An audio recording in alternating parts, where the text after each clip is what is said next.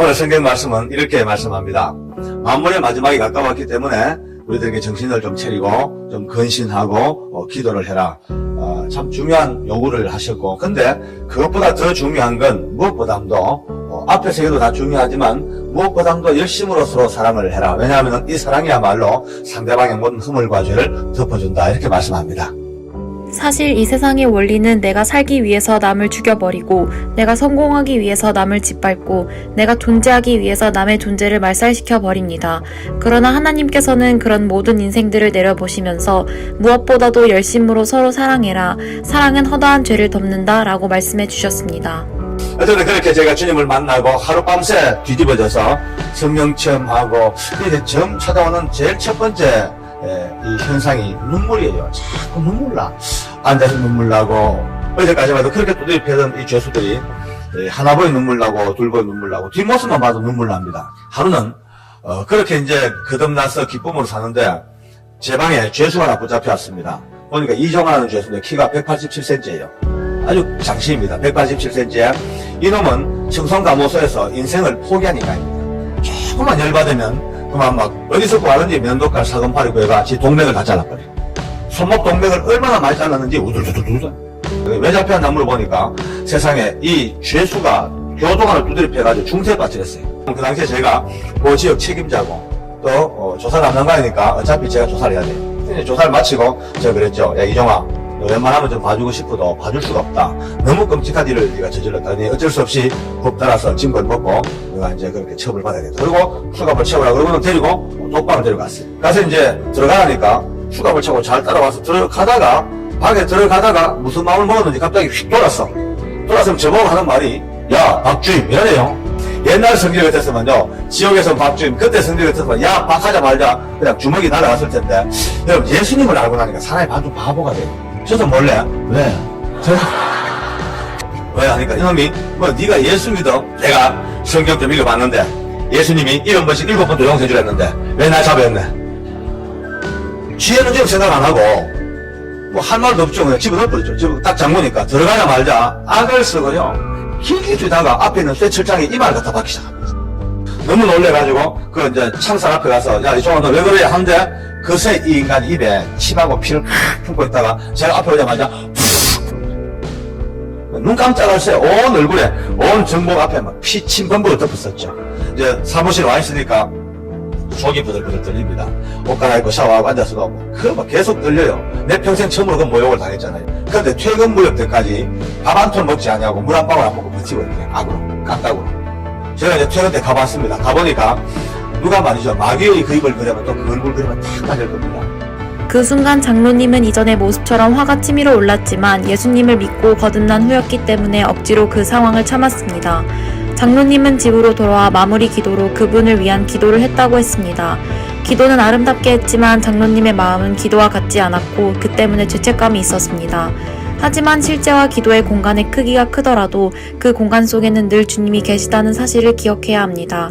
아무리 믿음의 목표가 된 현실이 멀고 넘어지고 쓰러져도 여전히 신실하게 우리의 손을 붙들어 주시고 일으키시는 주님이 늘 내 옆에 계신 것을 알아야 합니다. 아침에 출근을 했죠. 직원들이 걱정이 태산입니다. 밤새도록 잠 안 잤대. 뿐만이 아니고 이틀째 물 한 방울 밥 한 술 안 먹고 악으로 버티고 있대. 깡다구로. 어제부터 누렸던 내 감정이 있죠. 그 감정에다가 내 속으로 이런 생각이에요. 야, 이 도둑놈아, 네가 뭐 독립운동 하다 왔나? 이런 마음도 들고, 약간 의도적으로 결국은 쭉 패버렸어요. 그러면은 화를 내고 덤벼들어야 되는데, 그때부터 이 인간이 쌩 웃었더라. 쌩 웃을 하는 말이, 아, 이제서야 사람을 알아보시네, 이러더라고요. 그때부터 기분이 좋아가지고 내가 얼마나 악인지 아냐고, 지금까지 지가 악질로 살아온 악질 간정을 합니다. 옛날에 이제 무안 근처에 살았대요. 근데 17살 때 떼껴 놀다가 오래간만에 집에 밥 먹으러 갔대요. 갔는데 여동생이 오빠가 미우니까 이 밥상을 늦게 쳐들어가가지고 오빠 앞에 어디만 밥상을 던지듯이 이러놓더래요. 그걸 보자마자 지만은 열받쳐가지고 옆에도 호미를 들고 동생 얼굴 찍어버렸대. 그 호미에 찍혀가지고 얼굴 반쪽이 날아가 버렸대. 지금도 얼굴 반쪽밖에 없대요. 그걸로 사는데 자기가 이 정도 악질이래. 그 피 말라붙은 얼굴로요, 자랑이라고 웃고 앉았습니다. 살이 벌벌 떨려요. 바로 그 순간에 제 마음속으로 주님을 불러봤습니다. 주님께서 아무리 죄인들을 사랑하신다 하지만 이런 놈은 아니죠. 예수님께서 아무리 십자가에서 죄인들을 위하여 못 박혀 죽으셨지만 이런 놈을 위해 가지고 죽으신 건 아니겠죠? 제 마음에 확신이 없다. 그렇죠? 라고 딱 하는데요. 그 순간입니다. 지금 생각해도 그때 생각해도 내가 귀로 들었던 음성은 아닙니다. 그러나 귀로 듣는 소리보다 더 분명한 음성 같은 것이 내면서부터 툭 치고 올라오는데요. 예, 너는 뭐 종아보다 나은 줄 알았더냐? 너는 종아보다 나은 줄 알았더냐? 이런 느낌이 죄를 치어요. 갑자기 온몸에 힘이 쭉 빠집니다. 아니 그렇다면 저런 인생도 저런 나도 하나님은 이렇게 산다면은 하나님께서 손만 대어주시면 종아에게도 기회가 있을 거 아니가. 그날 그 작은 눈물 그 내 마음에 바뀜이 또 오니까 비로소 그 종아에게 잠겨있는 게 너무 안 됐어요. 불쌍해요. 제 가슴이 찢어질 것 같아요. 책상 옆에서 울었죠. 하나님 종아에게 기회를 주십시오. 하나님 하실 수 있으면 기회 달라고 가급니다. 의자고 달라요. 기도하고 마음이 같이 갑니다 이제. 그렇게 장로님은 집에 돌아가 새벽 기도를 하였고 아침에 출발하시면서 그 죄수를 반드시 먹이고 돌보기로 다짐하셨습니다. 그 죄수는 어제보다 형편이 약해지고 쓰러지기 직전 상태였습니다. 장로님은 그에게 불쌍한 마음이 들어 그를 부축하였고 그때 그가 무릎을 꿇고 땅바닥에 넘어져 어깨를 잡고 일어나는 순간 장로님의 발목을 붙잡더니 몸을 뒹굴고 울기 시작했습니다. 그 죄수는 그 눈물 나 때문에 운 거 맞죠? 지금까지 인생을 살면서 누구도 나를 위해서 울어준 눈물은 처음 봤어요. 어제 그 눈물 내 눈물 맞죠? 나 때문에 운 거 맞죠? 내 눈물 맞죠? 라며 계속 확인하였고 두 분은 같이 앉아 끌어안고 눈물을 흘렸습니다. 그렇게 장로님은 작은 사랑으로 시작해 그 죄수를 먹이고 함께 목욕을 하며 사랑을 느끼고 복음을 전하게 됩니다. 이렇게 죄가 더한 곳에 은혜가 넘치게 되었습니다. 포악한 인생이 주님을 알면서 바뀌는 것은 정말 놀라운 일이었습니다. 정말 제가 종아를 보고 너무 놀랐어요. 근데 믿음은 참 좋아요. 종아가 믿음은 이제 갈수록 좋은데 문제는 믿음에 뿌리가 없어요. 뿌리가. 그 종하고 저하고요 1년 넘는 세월 동안을 없죠. 그렇죠? 얼마나 많이 시행착오를 겪고 울기도 많이 울고 웃기도 웃고 그렇게 이제 같이 가면 세월이 약입니다. 1년쯤 되니까 제법 그래 조금 의자가 좀 들어가요. 이제 뭔가 예수 믿는 사람답게 좀 변해가는데 하나님께서 종에게 복을 주셨는데요. 그 당시에 우리 법무부에서 형법과 형사소송법을 개편작업을 한 적이 있습니다. 사회 실정에 잘 안 맞는 법들이 있으니까 사회 여러 가지 이제 흐름에 따라서 법을 조금 이제 손질을 했죠. 그 당시에 특별범죄가중처벌법, 특가법이죠. 그 법 조항 2개를 폐지했어요. 근데 그 중에 법 하나가 종아에게 적용된 법입니다. 법이 사라졌으니까 처벌도 없습니다. 그날부로 석방입니다. 형기를 5년 앞두고. 얼마나 기뻤겠습니까? 우리가 춤을 췄죠. 여러분들 화살 기도를 많이 배워놓으면요. 참 유용하게 기도할 수 있습니다. 우리가 정한 시간에 정한 자리에 와서 열심히 기도해야 되겠지만 바쁜 일정이라 늘 그리 못하죠. 그러니까 일상생활 속에 늘 기도해야 됩니다. 의식이 살아있는 동안은 머리 어떤 한 부분이 끊임없이 주님 앞에서 기도로 화살로 쏴야 돼요. 이러기 위해서는요. 한 가지 전제 조건이 여러분의 영적 상태가 컴퓨터로 말하면 온라인 상태가 유지되어 있어야 됩니다. 거의 많은 성도들이요. 교회 딱 들어올 때 팍 켭니다 이제. 할렐루야 하다가 나갈 때 팍 하고 나가죠. 그러니까 밖에 나가가지고는요. 거기다가 하나님과 연관이 안 되는 생활을 몸부림치고 살아요. 물론 살다 보니 바쁘면 그렇지만 그걸 다 갑니다. 늘 깨어있으면요. 무슨 일 하다가도 늘 기도할 수 있습니다. 그러니까 훈련해야 됩니다. 훈련을요. 지금 종아는 해남서 고흥 내려가는 그 어떤 지역에서 아주 괜찮은 횟집을 하고 있습니다. 횟집 사장님이죠. 또 교회에서 만난 너무나 예쁜 또 아내를 만나가지고요. 남매를 놓고 행복 그 자체입니다. 또 로타리 클럽인가 가입해가지고 사회사업에도 아주 열심히고 여동생은요. 일본에 성령수술 6번 보냈습니다.